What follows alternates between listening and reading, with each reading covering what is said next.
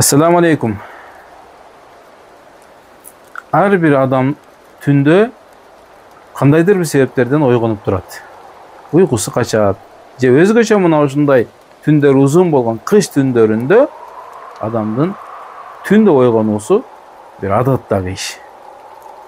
Эми ар ким ошол ойгонгон учурда ар нерсе. Биринчи телефонуна карап кол чуркайт, же туруп телевизор көрөт, же бир ачууланат, же бир ит ойготкон болсо ошол итти сөгөт. Кыскасы мына ушундай нерселер менен алектенет.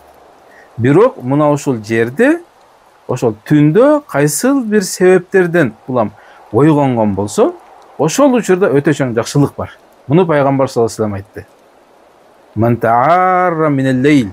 Ким эгерде түн ортосунда ойгонгон болсо, жана لا إله إلا الله وحده لا شريك له له الملك وله الحمد وهو على كل شيء قدير وسبحان الله والحمد لله ولا إله إلا الله ولا حول ولا قوة إلا بالله العلي العظيم деп айткан болсо, анан кийин Аллахумма гфирли, о Аллахым мени кечир десе, же кандайдыр бир дуа кылган болсо, сөзсүз кабыл болот деди. Бул нерсеге ордунан козголуу, туруп барып даат алып келүү, өзүнчө бир убакыт бөлүү, жай намазга туруу, башка эч нерсе талап кылынган жок.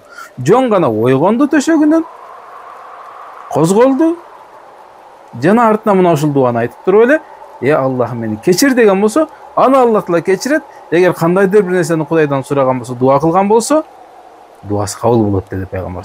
Эгер туруп даат алып, анан намаз окуган болсо, анда ошол намазы кабыл болот деп айтты. Мына ушул чоң мүмкүнчүлүктү колдон чыгарбайлы. Ассаламу алейкум ва рахматуллахи ва баракатух.